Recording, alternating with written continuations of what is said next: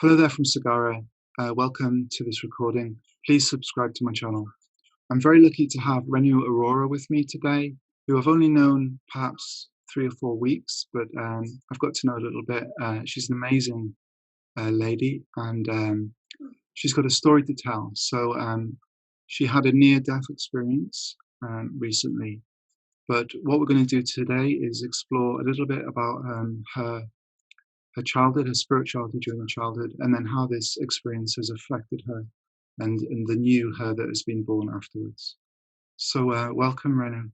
Lovely to have you here. Lovely to be here, Sagara. Thank you for having me. It's a pleasure. I did a little bit of research on you earlier today, and you seem to be a lot of things, aren't you? You're an artist, you're a storyteller, a speaker, a singer, songwriter. Is that right? Yeah? Yeah, I suppose storyteller encompasses an artist, all of those things. I mean, I just put it there because it's like if people need a bit more clarification, then, storyteller kind of clarifies it a bit more. So, and I also saw that you've got, I think you've mentioned this to me before, but you've got this podcast that's sort of in the making called the Burgundy Book. And I saw your teaser, or listened to your teaser, and it sounds really amazing. So I don't know if there's a link for that yet that I could put underneath the video. But yeah, so the link that you clicked is the public link, so we can maybe put that underneath. Yeah. So it really is. It really well, it grabbed me straight away. So oh, thank you very much. Thank you. Yeah. So the Burgundy Book is a series of arts podcasts around the accident, which I'll speak about in a moment. I suppose the near-death experience that I had whilst having the accident. And the journey that's followed post-accident, post-trauma. So that'll be released next summer, sort of July, August 2021, all being well, and COVID permitting, of course. Yeah, brilliant. So so could we go back? I mean, would it be all right if I just asked you a little bit about your childhood? Because in a way, I want to get a sense of your spiritual life, and so maybe you could say something a little bit about your childhood and the way that led up to the incident. Yeah, sure. So I'm South Asian by origin. So my parents grew up in India, in Delhi, survived partition and came here in the 60s to make a new life for themselves and for their kids, which of course they didn't have us yet. And I grew up in a small town in the middle of South Wales, and in South Wales there weren't that many Asian people sort of to begin with, although we kind of found our tribe sort of early on in childhood. My parents formed an Asian group, which was lovely. It kind of formed the backdrop to my social life, as it were, this kind of South Asian community group. And spiritually, I suppose I've always had a sense of spirituality. I don't know where it came from, why, maybe it was a past life thing, I don't know. But I remember being 9 or 10 years old and just kind of in our house and walking into my parents' bedroom and just saying out loud, "Mom, Dad, I chose you." And they went, "What?" I said, "I chose you." And they kind of went with it, thinking I was kind of, just being a bit silly and saying, "Oh, I love you, Mom, Dad," which I was. But I was also having this kind of image of being in the other realm, in the kind of the spiritual realm, and looking down and seeing these two people and going, these two are the people that I want to be my parents, so I can learn the lessons I need to learn in my life. And it was really quite astounding, the clarity of that vision, that image, at sort of 9 or 10 years old. Mm. And were your parents quite? Were your parents the same way? Did they have a sense of something other, or were they kind of religious in a sort of go to church sort of way we would say here? Yeah, I mean, I grew up in a Hindu family, so I think all religions have an element of spirituality anyway. But I grew up with, which I think is rather beautiful in many ways, sort of Hindu beliefs and cultural beliefs and religious ideals and all the rest of it, which was lovely. So I suppose that sparked and piqued my curiosity and interest in all things mystical anyway, because talking about God and talking about sort of a higher purpose and a higher realm never felt alien to me. So what it did for me was it gave me the confidence to explore myself. sort of very early on. So I always had a sense that there was something there. And in fact, one of my earliest memories of, as you know, I'm a singer as well. One of the earliest memories of singing is being 8 years old in a classroom and just I was auditioning for the school Christmas show, and I'd never sung before this point, but something was telling me that I had to audition that day. So on the day of the auditions, my arm shot up, and I said, "I want to go." And I was quite a quiet kid, so I was the most unlikely person the teacher might pick to audition. So the auditions came and went, and I didn't get a chance to audition. And I made a big fuss. They went, "No, you've got to pick me. I've got to audition." And I got a chance to audition, and I was given the main role. Because what happened was I got up on, well, it wasn't the stage, it was the classroom, but I stood at the front of the classroom and I sang This Little Light of Mine, which was kind of the song that we sang as a school, sort of early on. And I sang this song and I remember thinking, oh, where's this voice coming from? And at that point, I remember leaving my body and floating towards the edge of the classroom, and I was literally just on the ceiling watching myself sing, and it felt beautiful. It didn't feel like a horrible kind of disconnect. It felt absolutely beautiful. I was looking at myself going, wow, this is a powerful person and a powerful voice. Wow. That's really interesting because, I know what you're going to say later about leaving your body, but so you had that at a very early age, that kind of experience. Yes. Yeah, and in fact, the only other time I've had that was during the NDE when I left my body. Those were my two, I suppose, important, profound, divine experiences where I've disconnected and left my body and accessed something else, something greater, something that I call love. Did you communicate that at the time? Were you able to give it words? No, not at all. No, I didn't know how to give words to it, really. I mean, I was kind of so caught up in what was happening in the day-to-day life. I'd got this role, I had to know the part. It was my first time singing, my first time on stage. It was all overwhelming, but also very exciting. So I think I just kind of forgot about it and put it to the back of my mind, as kind of 8-year-olds do, not really giving it any thought, really, until after my NDE. That's the time I thought, oh, that's interesting. Those two times really do connect. Yeah. And 8 has become quite an important number for me, because 8 is the number of bones I had shattered in my leg and foot, when I was 8 years old. So it's become, I believe in like little signs, and that to me is a bit of a sign. Mm-hmm. And did that experience at school of you suddenly being the lead role and this new person coming forward, is that what led you into what you do now? Is that the sort of Yeah, I mean, I remember at that point thinking, I've come home. I didn't really know what home was, but I remember thinking, this is it. This is the most fulfilled I've been in my 8 years of life. It just felt so good and so real and so profound. So yeah, at that moment, I remember thinking, that's it. This is what I want to do. Right. Wow. Yeah.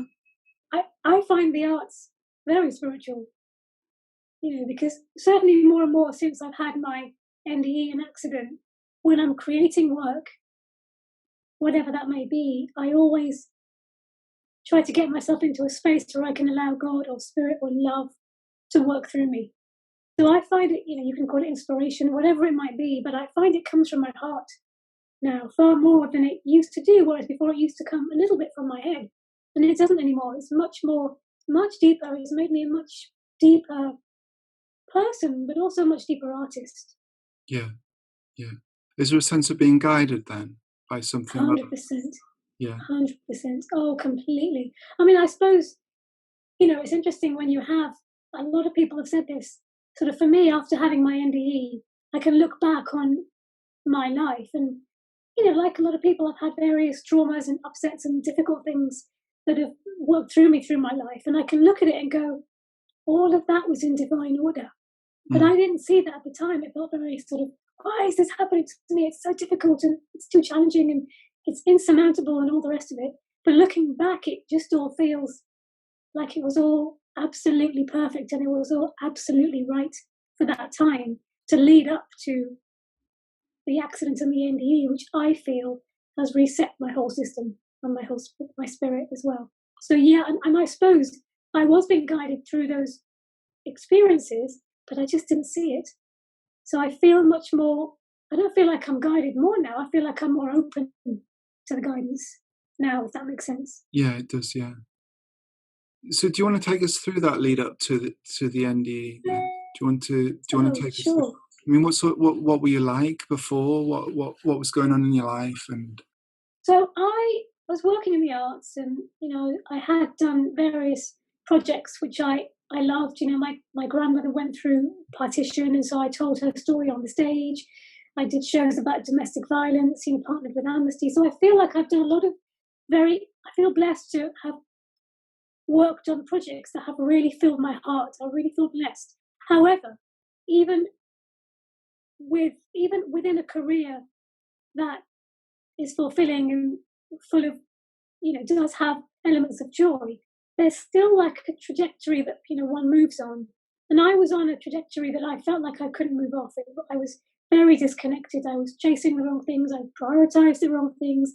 I was pushing myself. I didn't know how to say no. I had little to no boundaries for other people and for myself. And I was so disconnected from my heart, even though I had profound moments of them through various shows and things that I'd done through my life. It wasn't constant.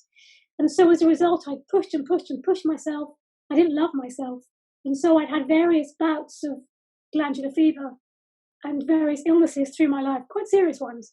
And just before the accident, I was coming out of a year-long bout of very serious glandular fever, and I was really, really sick. And I was working all the way through, and I pushed and pushed and pushed myself because I had various jobs that I had to fulfill, and jobs kept coming in, and I couldn't say no because I needed the money. So I just kept saying yes to everything, knowing full well that my health was going to suffer. But I just said yes anyway, and I put my health to the bottom of the list. It was ridiculous, crazy.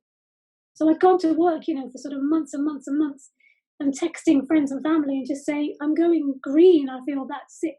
Kind of colleagues and friends would say, you look awful. And I was like, well, I know, I feel awful. I feel like I can barely stand up. But what choice do we have? We don't have a cover for this job. If I pull out, then the whole project falls to pieces, and I don't want to be the one to bring about that collapse. So I was pushing and pushing and pushing, and actually the day on the 29th of March 2017, I remember sitting in a restaurant with a friend, and I was just crying. I was just saying, I'm so tired. I'm tired of pushing, and I'm tired of being tired, and I feel so ill. And my friend has said, I know. Can you take a little bit of time off? Can you take a month or two or a bit longer just to give your whole system a bit of time to reset? And I just kind of said, well, potentially, yeah. And I had a job the following day, and he said, well, why don't you just go in and just say to these people that you just need a bit of time out because you're physically broken. And I went, yeah, I know. And I just said to him, if I carry on like this, I'll be dead in a couple of years, because I was on a path to self-destruct. Not kind of overtly, but sort of subliminally by kind of pushing myself so much, And so I went into work, and I had the chat with my team, and I said I just need a bit of time out, and they were like, that's completely fine. My heart broke to say it, but I knew I had to. And I came home that night, and on that night I was hit by a bus and dragged under its wheel. So it really did feel like the stars were aligning on that day. Because although I'd had the chat and would have taken a little bit of time off, in all honesty, I would have probably taken 3 weeks. I probably needed a year, which is, of course, then what happened because of the accident. So it's almost like the universe was kind of saying to me, well, you're not going to listen. You're so stubborn, you're not going to listen. So we're going to whack you over the head with this huge, great big trauma. So you have no choice but to be laid up. yeah, no, I get that totally. But so what was driving you there, though? Were you being driven? I mean, why were you the way you were? Why was it? Because in some of the inquiries we do, we talk about, say, your belief of I can't let people down, or I have to be successful, or like what was the core beliefs that were driving you, do you think? I can't let people down. I have to be successful. Yeah. I have to make my friends and family proud of me. I have to make me proud of me. I had various goals I wanted to attain in my life and my career, and I wanted to kind of to get them. So I built up this external identity that just wasn't true to me. So I was just kind of driving myself like a mad person to try really hard to attain those milestones and those goals professionally. You know, where did it come from? Do you think those views? Do you think they came from childhood, or? Yeah, I do. I think it comes from when I was growing up. Sort of friends and family around the culture were very kind of competitive, and I completely get it because that's, you know, how they were brought up. But for me, that just didn't work. So it was all about sort of doing better than everybody else and trying really hard to kind of attain stuff on the outside to gain more money, so you can you can do this and you can do that and you can have a mortgage and all the stuff that I wanted to attain, try really hard to attain in my sort of outer life. So it did very much come from childhood, and also in in our culture especially, sometimes, not always, but sometimes the measure of success can very much rest upon how much people achieve. And my family are brilliant, but I could feel it in the wider culture. Really, really could. And just certainly around in the people that I was mixing with, in sort of family, friends, sort of in those circles, I could feel this sense of, what have you achieved? Yeah. So it was very much like my worth and my success was measured up by what I got to show for it. Not who I was as a person, but what I got to show for it. So that was driving me all the time. And as a result of that very early conditioning, I had obviously made it my own. So I wasn't at all giving myself a sense of love and wasn't accepting myself because I believed it. I believed I wasn't worthy until I achieved certain things in my life, which of course I didn't do. And I was continually trying to achieve those things in order to both accept myself and gain acceptance from people around me. Yeah, that's really, yeah. I can completely relate, because when I was young, I felt like I was living in a world that just didn't make sense. It's like I was being pushed into a world or a form that didn't make sense to me. Really? Yeah. Uh-huh. I mean, go get married, have kids, get a job. You'll be happy. Yeah. Nobody was. Yeah. But No, did you say nobody was? Nobody that was saying that was. Nobody Not was. really. Yeah. Oh, that's interesting. Did you pick up on the fact that they weren't happy? Yeah, I think so. Yeah, I think so. Yeah. I came across this idea recently of that we lead two journeys. We lead the external journey, which you're describing, but actually there's the internal journey. I mean, it's obvious in a way, and like you're about to describe your near-death experience, which was the external event, but it's the internal that's really kind of has value. Just to 100%, 100%. I completely agree with that. In fact, there's a series of books called The Inner Game. Have you heard of them? No. I can't remember who wrote them, but it's a series of books called The Inner Game, and there's The Inner Game of Golf, The Inner Game of Tennis, The Inner Game of Music, and it's exactly what you're describing. The outer game is the game of actually doing the thing, and the inner game is the inside, the inner journey of how proficient you become at the thing because of the inner journey that you go on, which determines how well you can do that thing. Yeah. So, yeah, I mean, I believe it. I remember, actually, I know we're going to get to this in a moment, but sort of after the accident, I remember, sort of making pieces of artwork, pieces of work, spoken words, singing pieces around this, because I think you heard this in the teaser of the podcast, that, I feel very strongly that when one can't go out, the only way is inside. And I remember sort of just after the accident, when I had a sort of a smashed foot and I was in such a difficult place, feeling so broken, physically, emotionally, spiritually, in every sense.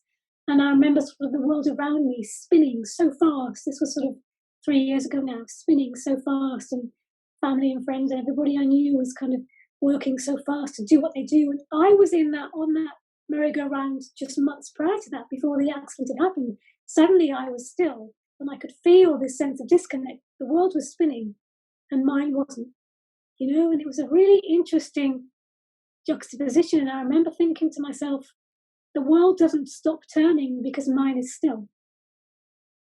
But it was a really interesting thing, because I remember thinking, I don't want to get back on that merry-go-round. I'm quite happy being still, and the world is turning, and friends and family's worlds are turning, and I can see it, and it's overwhelming to kind of look at it in my mind's eye. Because interestingly, I was traveling really fast on the inside, and they were traveling really fast on the outside. And I remember thinking, I know people were potentially, or society was looking at me going, you're not doing anything. actually I was internally a Yeah. lot. Yeah. Lovely. Yeah. So tell us about the accident then. Let's get to Oh, it. sure, because I've referred to it so much over the past half an hour. Keep people in So, suspense. keep you in suspense, exactly. So what had happened was I'd come home from that job that I was mentioning on the 29th of March 2017, and I planned to make a curry with a friend that evening. And that friend used to be my housemate for several years, so we were very good friends. And she moved out to get married, but she was still working close by, so she lived across the road from me. So I texted her, and she knew that I'd been ill. And I said, "Look, I'm absolutely exhausted.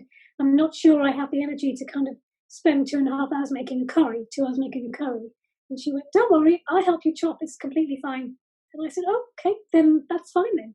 So I'll go buy the ingredients. But what had happened was my phone had lost its battery. So I come home, my text is saying, "I've got no battery left. I'll go buy the ingredients and you can meet me at the flat sort of in 15, 20 minutes. All fine." So I left my phone on the dining room table, walked to the shop, which is sort of 4 or 5 doors down the road, got my ingredients, scattered them in my basket. And as I went to pay, I noticed that the queue on this day was extending outside the shop. And it was the 29th of March 2017 at sort of 6-ish in the evening. And I remember thinking, it's not Christmas, it's not New Year, it's not Diwali, there's no Jewish festival, we live in a Jewish area. Why on earth is the queue, sort of almost extending outside the shop on this day, sort of early evening? It made no sense. And so I kind of thought to myself, well, my friend's going to be at my door, potentially buzzing. She knows I've been unwell. I'm not going to be there. So she's going to, probably get worried that I'm not at my door. So I kind of had my basket in my hand and I walked up to the cashier who knows me well. And I said, "Can I just leave my basket on the counter whilst I go and wave to my friends," who they also knew because she was living in this area with me for a number of years before moving out. So they said, "Yep, fine." So I left my basket on the counter and just walked to the edge of the pavement to get a view up the road, the direction in which she'd be walking in, to see if I could see her. So I thought, if I kind of walk up the road and I put my arm in the air, she'd see me in my purple jumper. She'd know that I was in the shop because I'd signaled to the shop, and that would be that. So I couldn't see her, and there was a bus stop obscuring my view, and I just thought, well, it's okay. It's 6 in the evening. It's not dark.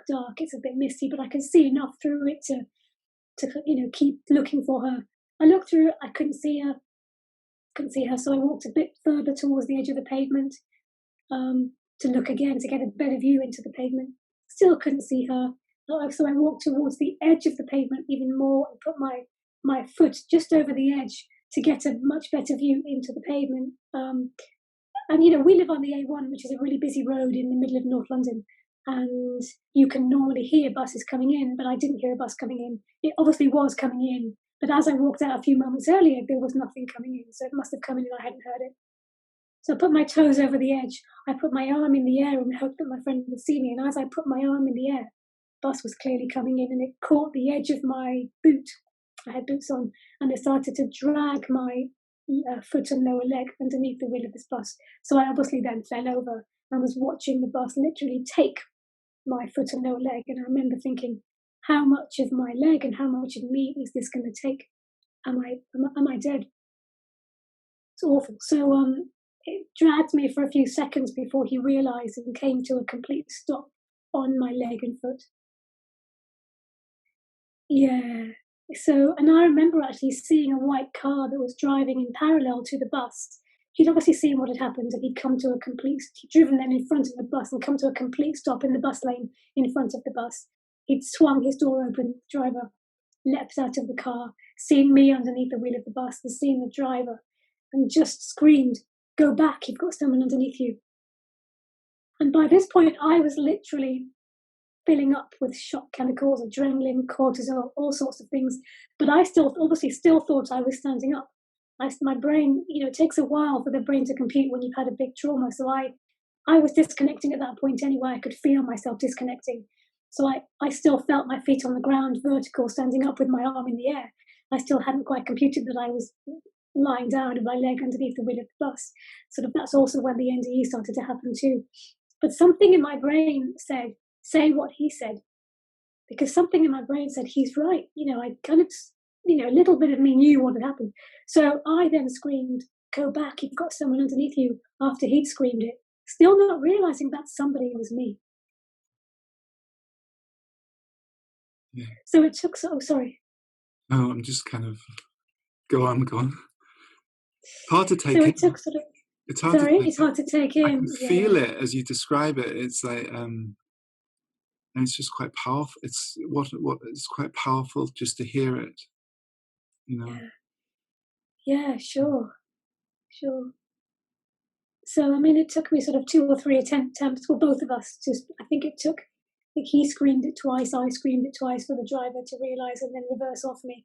But during that time, I was underneath the bus for, I don't know, a considerable amount of time, and during that time, I had floated up and had this enormously beautiful near-death experience. Some of which I can go into now, some of which I can't because it's reserved for the Burgundy Book podcast. But a lot of which I can say, sort of, what happened. Would you like me to? I would love you to, yes. Sure. So I then floated up really high, and I remember floating higher and higher and higher, seeing the top of the red bus and seeing my body underneath the weight of the bus, and looking down going, oh, that's me. There wasn't any pain. There wasn't any regret. I wasn't sad to see my body underneath the wheel of the bus. I was just like, oh, that's interesting. I can see myself underneath the wheel of the bus. And I was floating higher and higher and higher, and I felt like my wingspan was like the whole of my borough, and back. It was just, I felt so wide at that point. And because I'd left my body, I felt like I was this essence, this kind of beingness. I wasn't in physical form. And the higher I went, the more loved and loving I felt. And eventually I remember seeing these kind of beautiful shards of light that were coming at me from every direction, sort of like in a circle, and just coming at me in every direction like a star. And they were kind of coming into my heart. And I felt like these beautiful shards of white light were just bathing my heart and filling it up with love and joy. And it was just absolutely phenomenal. And at that point, I remember my heart being taken out of my chest, given a beautiful polish by this love, filled up with love to the point where it was absolutely sparkling, and then put back in. And I remember feeling this enormously wide, words don't do it justice, sense of love and being and essence. And I remember hearing a couple of messages from a voice that came from the right-hand side of me, and it felt like a male, almost familiar voice. And one of the first message that I heard was, love is all there is. And it was so powerful. And I remember thinking and feeling, wow. And I also remember feeling that we're all part of this love. I remember feeling like I was part of this love, and this love felt like a kind of a godlike spirit essence, like love, the kind of the source of all creation, as it were. And I remember feeling like we're all part of that. There's no disconnect. We are all facets of this love, of this kind of God, as it were. Mm. And then the other message I received was give love, give love, give love, because love is all there is. I remember feeling, wow, just so beautiful, so vast, so white, so warm. I felt so warm and so protected, and then I saw a beautiful room which was lined with beautiful books, like a library. I can't say any more than that, but I'll leave it there as a cliffhanger because the rest of that is reserved for the Burgundy Book podcast. What amazing! So let me think. So, you think that was near death? Do you think, was there a choice there? No. No. Do you mean to come back? Yeah. No. So what had happened was, during the next part of the NDE, which I'll reserve for the podcast, Yeah. I screamed, and it was this kind of animalistic, scream that I felt like was coming from somewhere else. And the scream pulled me back into my body like a hoover. So I didn't feel like I had a choice because the scream brought me back. Okay. All right. So within that scream, I only felt like I'd screamed the last millisecond of the screen, because the first bit of it was when I was in this beautiful NDE experience. Okay. But I do feel like I had lost consciousness and died. Something had happened in that moment, definitely. I had disconnected from my body, without a doubt. Do you know how long that period of time was for other people? Yeah, so in linear time, I mean, in that space, it felt like it was timelessness. But in linear time, it was probably around half a minute Right. max. Okay. Sort of not long at all. I mean, that's a long time to be underneath the wheel of a bus, but like, Yeah. Sort of about a minute max. Okay. And as you're growing up, you have this sense of height, and you have a sense of love. I mean, are you seeing an image of you in the bus there, or Yeah. the surround? Are you seeing the surroundings, or are you? Is it Yeah. just, yeah. And So you. to begin with, as I was floating up, I did see myself underneath the wheel of the bus, without a doubt. And I remember seeing the whole of my road and back, and that's at the beginning of that. I remember feeling, like I said, that my wingspan was really, really wide. That was sort of at the beginning of the NDE, and I could feel myself floating up. I could feel myself ejecting my body and, just kind of floating up in the air higher and higher and higher. And the more I floated up, the more I felt this sense of the physical world almost fell away, as it were. Mm. And I saw more, more light, and just, it almost felt like the light was so bright and so warm, and it was so all-encompassing that just completely flooded my vision. Those shards of light that I mentioned that were beaming into my body, my heart, it just felt like it was all-encompassing, and that's all I could see. It was just flooding my vision. Mm. Just really, I can't even describe it in sort of what we would liken it to in our physical world, because I've never seen anything like it. You go to a performance and you see these shards of light everywhere. You kind of have to look away because it's so all-encompassing and so much. But this was so beautiful. Like, I just wanted to look at it, not look away, because it was so, I felt so warm and so loved. And it was a tangible feeling, as well as looking at it, Mm. Do you interpret that as God then? Or Yeah. have you since? Yeah. Yes. Yeah. Yes. Yeah. Yeah, definitely. God, spirit, yes. Yeah. Definitely. Yeah. Okay. Yeah. So you come back into the body, and then is there pain then? To begin with, no. So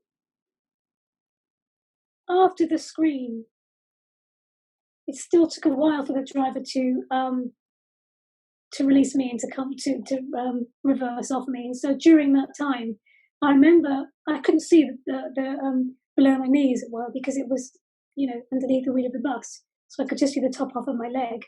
And I remember, when you're in a very traumatic situation where there's a threat to your life, there's a kind of an animalistic sort of, you've got to get free. So my brain was just saying, you've got to get free. Even if you lose your leg, you've just got to get free. And I remember thinking, I don't care if I lose my leg, I just have to get free from underneath the wheel of this bus. So I remember pulling my leg to try and get free. And I remember thinking, oh, there's movement. There wasn't movement. What was happening was I was just probably breaking my bones as I was trying to pull myself free. And I remember an image came to my mind of a TV program that I'd watched sort of maybe 10 years prior to the accident, where a woman had been involved in a shark attack, and the shark had taken the whole of her leg. And she describes it, and she said, I felt a pop, and I looked down and my leg had gone. And as I was pulling, I remember thinking, if I pull any more, I'm going to hear and feel a pop, and my leg will go, and I will clearly die underneath the wheel of this bus. I don't want that to happen. So all I could do was then just surrender and wait for the emergency services to arrive and for the bus to reverse off me so that I could free myself. But interestingly, because obviously a bus is 10 tons, and so heavy, there was an enormous amount of pressure, obviously, but no pain yet, no pain at all. But I could just feel these kind of shock chemicals, sort of swimming through my body and kind of going into my leg, swimming into my leg. And I remember thinking to myself, my foot's like paper, my leg is like paper, because it just felt absolutely flattened. by the wheel of this bus. Mm. So after the driver had released me, reversed off me and released me, there was no pain for about 10 minutes, I'd say 5-10 minutes, because my whole being by that point was so adrenalized. In fact, I could feel adrenaline or cortisol or some kind of shock chemical riding from my torso, both up to my brain and into my foot, going in two directions at the same time, and my leg. And I remember feeling like the more chemicals were kind of swimming up into my brain, the more my brain was drowning in shock, and I was slowly losing the ability to speak and form sentences. It literally felt like the chemicals were literally kind of like you're drowning. I was like drowning in shock chemicals. And I remember thinking, soon I'll be unable to speak. So all I could say was like, 2 words, because I just couldn't think at all by that point. So that's the point where the pain was just very slowly beginning to register. It wasn't like I was free and I was in agony. The agony was obviously it was absolute agony, because my foot and leg were completely crushed and the bones were smashed in many pieces. But it took a very long time for that pain to very slowly start to materialize. And the following morning, I woke up with the worst agony I felt in my entire life. Right. How long did it take? Did you pass out through the pain, or? Almost. Yes, I was very determined not to lose consciousness, because I knew that would be a very dangerous thing if I did lose consciousness. So I was determined not to. I mean, in the ambulance, obviously I was on gas and all sorts of things, and I felt sick, and it was just awful. And I remember saying to them, "I'm going to pass out," and they just kept saying, "Stay with me, stay with me, stay with me," because I had to. I knew that if I'd gone under, that could be even more dangerous. So I just kind of was determined not to. Yeah. And I heard that, I think you told me, or I heard in the other interview, that it was 5 weeks before you got proper treatment. Is that? Yeah. Yeah. That's correct. Yeah. I mean, I can't really go into that too much. You lived with that pain for 5 weeks, and you were just on Nurofen. Nurofen. Yeah. Okay. Yeah. Yeah, and that's where a lot of the kind of the beginnings of that journey took place, because I really had to make pain my friend. Yeah. I felt like a bit of my brain had died off during those first 5 weeks, because my brain had literally moved into my leg and foot, because I never thought it humanly possible to feel that level of pain, or to feel that vulnerable, because I was in more pain than I'd ever thought possible, without any sense of relief or painkillers or treatment. And as a result, it was just up to me to deal with it. So how did you And do it that? was so tough. How did I do that? Yeah. On a physical level, it was absolutely, it's just agonizing. It was just hellish. So I was on my sofa, and every sort of 10 whatever, because my foot and lower leg were completely crushed. No position was comfortable. So my leg was propped up on lots of soft cushions, but even the weight of a feather light summer sheet was agonizing. It was too much. And so every 10 minutes I'd have to change position, because every 10 minutes the pain would become too unbearable and I just couldn't breathe. It was so bad. So that's what I did. I just had to kind of shrink my world to just focus on moment by moment by moment. And that's all I did for 5 weeks, just breathe and just literally get through this moment, and then the next moment, and then the next moment. And when I change position, I change position. Wow. So that's what I did. And I talked to the pain, and I said, what do you need? What can I do for you? How can I help? Just entered into a dialogue with it, because I didn't want to get to a point where I disconnected from my, I don't mean NDE disconnected, but like emotionally disconnected from my leg and foot, and just kind of gone, you're not part of me anymore because you're too painful. I knew that could happen, because it was such a diabolical situation, and I just thought, I don't want that to happen. I mean, that did a bit, but nowhere near as much as it could have done had I not, I think, tried really hard to dialogue with it and to make it a part of me, and make it my friend, and journey with it together. Yeah. I mean, how important was that experience, that 5 weeks? Was that as important as what went before it, do you think? Yes. In terms of your... 100%. Yeah. Yeah, because of the fact that I was in my flat for 5 weeks without appropriate treatment, and I was in such a lot of such a huge amount of pain with other injuries too, sort of whiplash and other injuries. I'd lost feeling in my arm and, other things too as a result of the accident. I had no choice but to journey inside. Mm. And I think my senses now, like I said to you before, sort of looking back on my life before the accident, everything was in divine order. And even looking back on sort of the first 5 weeks after the accident, that also, looking back now with the benefit of hindsight, also feels like it was in divine order, because had I been treated quickly, I might have not started the inner journey that I'd started.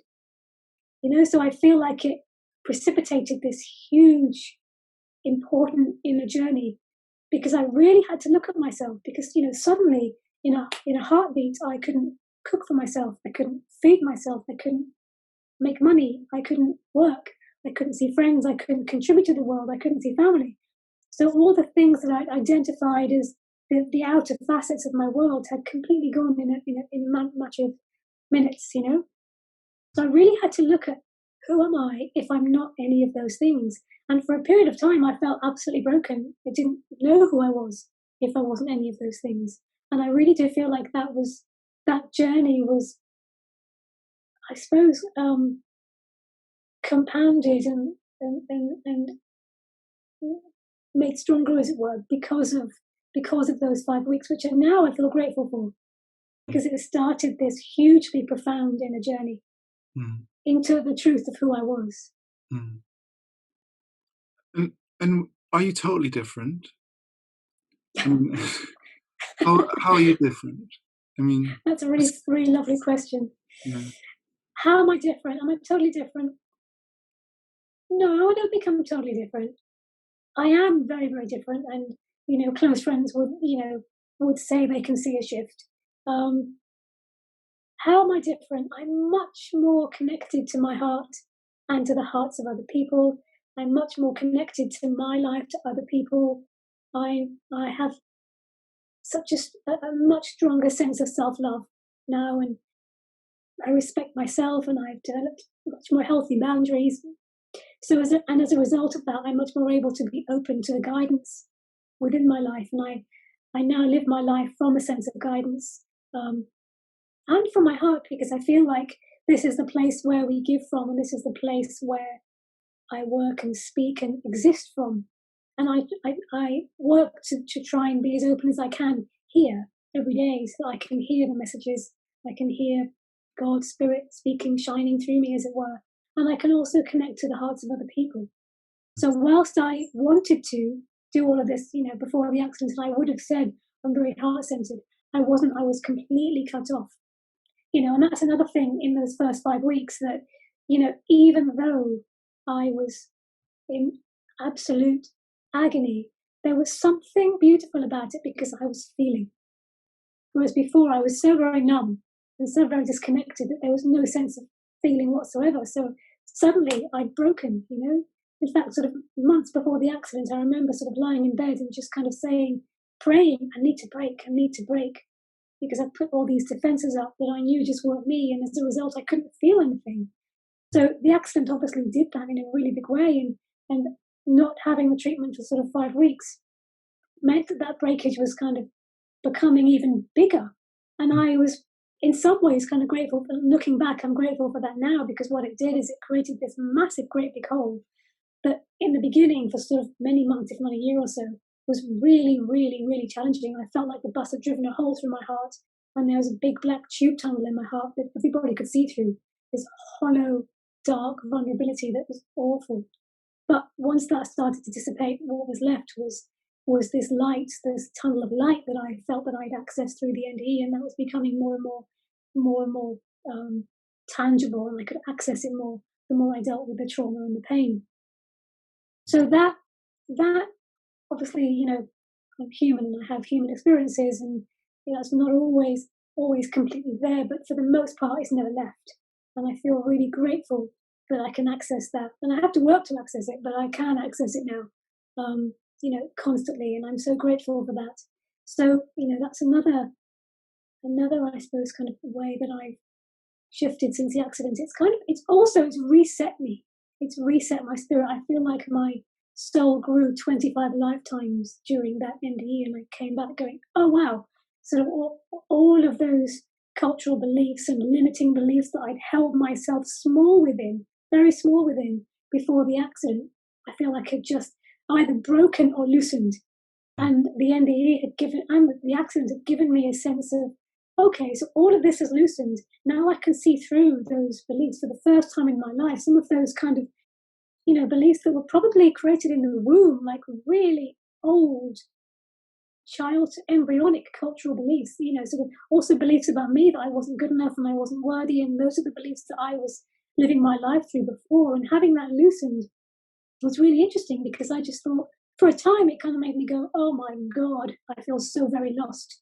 Because in its place, there wasn't anything there. But over time, I began to see that there was another way. There was it wasn't that way or the highway. Now that had loosened, in its place was a sense of hope for a new way, and a new sense of, for new and for hope to come in. So I feel like it just went, literally completely reset my system and my beliefs and my spirit, as it were. So it's like a system reset. Do you find that those beliefs, do they sometimes sort of, they're a bit like programs, aren't they, that run, and like, do you find they sometimes appear and then you just notice them, or? Yeah, so it's, very, very interestingly, sometimes I feel like I'm kind of leading this double life where I will have the old belief because it's a program that's been running for so long. But whereas the difference is, before the accident and the NDE, I only had that belief, whereas now I have that belief and I can see it there, but there's a new way. Yeah, so my focus very much like, oh, that's there, that's okay, I don't need to give it any attention, because I know the new way, and the new way I feel like is a sense of, has I suppose given me a sense of fulfillment and joy in my heart that I feel so protective of and so grateful for, that it's a no-brainer to focus on that. I mean, obviously it's hard because I'm a human being, and I do find that I have to still work on those beliefs, because some of them, whilst I don't feel like I'm in their grip, some of them are still there and they do run, and they're very strong and have a tight grip. But interestingly, even though they're there, I don't feel like I need to give them the attention that they had before, as it were. So I do have to work on them, some of them, not all of them, but some of them. But I'm also aware that there's a new way now, which I feel very grateful for. When you say you have to work on them, do you find that, because a lot of people try to avoid those things, don't they? So it's like they recognize them, but they avoid them. Are you able to turn towards them in the same way that you were able to turn towards the pain? Those aspects of you that are perhaps not what you want to be right now. Yeah, because I feel like, for me personally, unless I can lean into something, I'm just avoiding it. And that's exactly the same belief structure that got me into this, that kind of created the accident in the first place, as it were, in my belief anyway. So I don't want to shy away from or disconnect or run away from those beliefs, because they're part of the old me, and so I do very much lean into it and do various kind of, it sounds like cliche, but like, inner child and young child work around looking at them and looking at the child and comforting that child, so that I can integrate that me and that little child that needed that love and attention, that perhaps didn't get it, so that I can then feel a sense of wholeness and then move towards the new belief that is already there. Yeah, no, wonderful. Yeah, it's lovely. It's hard, obviously, it's very difficult, but I feel very grateful to even have the possibility of knowing that there's another way, because I didn't have that before, and just knowing that that's a possibility has shifted my whole mindset, in terms of what's possible, and just so many things. Do you feel like you have well, there's a couple of questions actually. One is, I was going to ask you, do you ever have why me, but not in the sense of, because my sense of you is it's not why me as in in a negative way, but like why me in a positive way. Why did this happen to you? Because a lot of people will get run over by a bus and they just stew for the rest of their lives about how bad it was, wouldn't they? But you've kind of you've flipped it, and it's been a really positive experience. And why do you think that was the case with you? Have you thought about that? Such a beautiful question, and obviously a big answer. I'm not sure I'll do it justice. But my sense is I feel very strongly that I clearly needed a reset because I was on a very self-destructive path, and having the NDE has been such a gift and such a blessing. And I thank God. I thank God every single day for it now, because it feels like I feel like it's transformed me and my life. And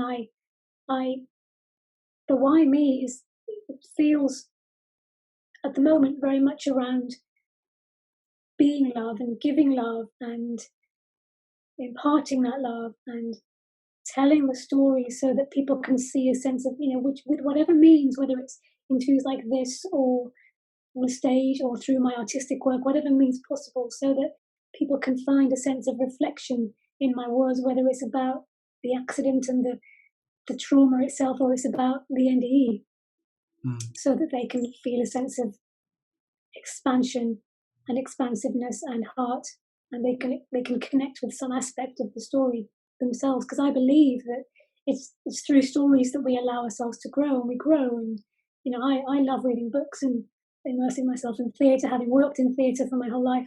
I love that, and that's kind of also where I allow myself to grow and where I grow. It's from seeing other people's stories. It kind of shines a light on my own experience and my own humanness and my own human experience, so that I can expand. So that's for me where I don't believe I would have been given this experience, and such a profound experience with the NDE, if it wasn't to use for good in this world. And that's my belief. It's obviously not everybody else's, but it's certainly how I choose to believe. Yeah. Yeah, which is beautiful. It's beautiful. And Oh. The other question was, you've just answered it, was what do you feel like you have a purpose? But I guess that's just what you've just said, Yes. really, isn't it? Yeah, definitely. 100%. I mean, I feel like as I mentioned earlier, before the accident, I just wasn't aligned. I was misaligned. I was disconnected. I was numb from like here down. And I feel very, very aligned now. And before I do anything, artistic or work-wise, artistic, whatever it might be, I just do a little prayer to myself, to God, to my angels, to spirit, to allow my heart to be open enough to hear what I'm supposed to say, and to ask God to speak through me. So I do feel like this is part of the purpose for sure. There's no doubt. Yeah. And you haven't particularly gone to a tradition to interpret it, have you? You haven't gone back to Hinduism or to Christianity. It's just that sense of, it's your own kind of sense of. Yeah, I didn't want to. I think religions and faiths are absolutely beautiful. I have so many friends who are involved in various religions and various faiths who have hearts of gold, and I can feel that connection in them. I just wasn't connected with him. I mean, I do still feel like I'm a Hindu in some respects, because I do follow some of the traditions, but I more or less class myself I class myself more that I'm spiritual rather than religious now. And I didn't want to put my experience into a religious model, or a box. Or I didn't want to see it through a lens, if that makes sense, because it just didn't feel. It felt like it might minimize it, and it might not. But for me, it felt like if I put my experience through any kind of religious or faith-based lens, it would give it a different slant. It might minimize it. It might not. But that was just my sense, sort of early on, and still remains my sense now. Yeah. No, I get that as well, and I think it's very free the way that you express it. It's very free of the constraints that can be found in religion. It just feels very alive and very natural. So I think also because I'm very aware that through this whole experience, my greatest teacher has been pain. And I don't just mean physical pain, I mean emotional pain, spiritual pain, psychological pain, mental pain, through the whole experience. Because like I said, I just been broken every sense after the accident. And so I really do feel that and believe that I wanted to use the experience to grow from and to expand from. And that to me meant I had to be free from any kind of external beliefs or beliefs that came from outside of me that I was reading. I had to find my way myself, and I had to formulate my own. And I knew there was so much wisdom that I was accessing from that higher plane after the NDE, and in many ways still do when I allow myself to open up. But that felt like my religion. That felt like the place where I wanted to, that felt like the filter, as opposed to looking outside of me, because it was all inside of me, and it was all in the realm that I'd touched and had experience of. Yeah, lovely. I'm so glad you didn't go back to religion and do that. Really. Yeah, no, it's lovely. And I'm kind of curious. I mean, I know you can't say anything about it, but like, you kind of teased us with this podcast, haven't you? And some things happened, and you can't tell us what it is. So all I can say was that I had a beautiful life with you. Beautiful life with you. That's all I can say. I really can't say more than that.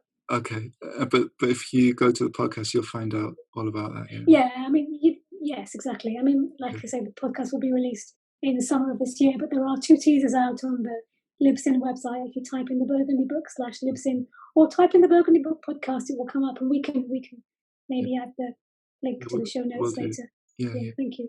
And thank you. I wasn't going to ask this, but I just thought, have you connected with other people who've had near-death experiences? I have. Yeah. Yeah. Yes, How's I that have. been? I have. Beautiful. It's really interesting, actually. It's like finding a tribe. It's I remember speaking to somebody, or a few people, but somebody in particular comes to mind recently, and I remember saying something. I forget what I was saying. It was something around how it's connected me so deeply into my heart, and my heart feels like it was filled up with love. And they said to me during our phone conversation, they said, "Oh, you're speaking my language." And I thought, yeah, and it was just this beautiful connection where I just thought, oh my gosh, you get it, you just get it, And some of the things that other NDEs will say, other NDEs will know what they're saying in such a deep way, and they'll experience it with far more layers than maybe the words will suggest, if that makes sense. Yeah. So yeah, it's been really beautiful. Every time I see another NDE story, I'm like, oh, brilliant. There's somebody else putting it out there in the world. Fabulous. Great. So thanks so much. Is there anything you want to add? Is there anything I've kind of missed? I don't think so. Just this has been really wonderful. Thank you, Sagara, for having me on. Thank you. It's really interesting, and it's so much more powerful, I think, to hear, for me anyway, because I did watch your other, which was lovely, but when I hear it, when you were describing it, it was just so powerful, and to see how you've you've used adversity for growth, I think, and it's really inspiring. And I kind of get hung up on much lesser problems. So we all do, and that's been the biggest, I suppose, one of the lessons for me, that everybody does. I mean, I still do. I'm human, and in some ways, sort of early on after the accident, those kind of problems became even more heightened. My anxiety levels were through the roof because I was so overwhelmed with the pain and the shock and the trauma and all the rest of it, that it's very, very natural to have, because we are living in a human, whether NDE or not, I'm still a human being, and I still have the human experience. I might have had a profound, beautiful experience of touching God and accessing the other realm, but essentially I've come back into my body. So the challenge for me has been, how do I bring that experience into my body so that I can ground it through my body, rather than wishing I wanted to be back there, which I did for a very long time. Yeah. So I kind of feel like it's not about saying, well, those things don't matter, because they do, and we're living a human experience, and we have to deal with the day-to-day stuff. We have to. There's just this. We have to. But I think it's kind of what we do with how we think about them, what we do with them, that kind of slightly shifts once you're on a spiritual path. Would you agree? Yeah, I would. And I mean, in the circles that I move in, we talk about, people often have sort of initial awakening, which, I mean, I don't want to kind of put them together with what you're saying, but people will have some kind of initial awakening, and then a lot of people like to try and stay out there. I did for a while. You try and stay there. Yeah. You don't want to come Yeah. back to the world. You want to Yeah. rest in bliss or presence or whatever. But actually, the journey really is the embodiment of that and further deepening, I think. Yes. Yeah. So Yes. is that what Exactly. you? Yeah. 100%. And I feel like that then the deepening of that then can, and it has for me certainly shifted how I approach those day-to-day challenges that you were talking about. Yeah. Because although what I do in the physical world around those challenges might not shift, it's kind of the energy with which I do it might shift. Yeah. Yeah. You know, so I Yeah. might still have to do the same thing, take the same kind of action to deal with whatever problem I'm dealing with in the moment or whatever challenge I'm dealing with in the moment, but I'm doing it from a different space. Yeah. Yeah. Totally. I totally get that. There's a teacher that said Yeah. something like, if you want to know if you're enlightened, go spend the weekend with your parents or something. I can't remember. But In that case, I'm far from enlightened. Yeah.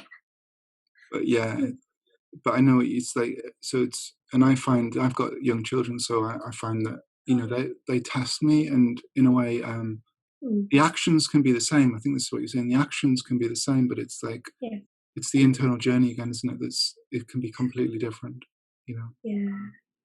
So I Yes. can discipline them sometimes, and but that can come from love rather than irritation. Yeah. Yeah, and it slightly shifts, I think, sometimes what kind of happens because people pick up on the intention. Yeah. I believe that. That might sound really woo-woo and wacky, but I feel like even in an email you can say the same words, but people pick up on intention. That's right. Yeah, yeah, definitely. I think so. Yeah, and I mean, definitely with kids, it's like they know the state of mind you're coming from. I mean, Yeah, people generally yeah. do But that. especially kids. Yeah, kids know, and they know if you're I know. actually saying "I hate you" in this moment. I hate you, or in this moment, I just want you to, be Yeah. safe or something like that. Well, they can hear underneath the words, can't they? They can sense what's underneath it Yeah, yeah, because they're so much more open. yeah, yeah. Yeah. So Oh, okay, wow. all right. So thank you again. Really appreciate it, Oh, and thank you. put some I'll put some information. Probably will be on YouTube and other places, but I'll put some information about you below. And yeah, thank you. And subscribe to my channel, please, if you're watching. Please subscribe to SagaraOnline's channel. Okay, thank you very much. No worries.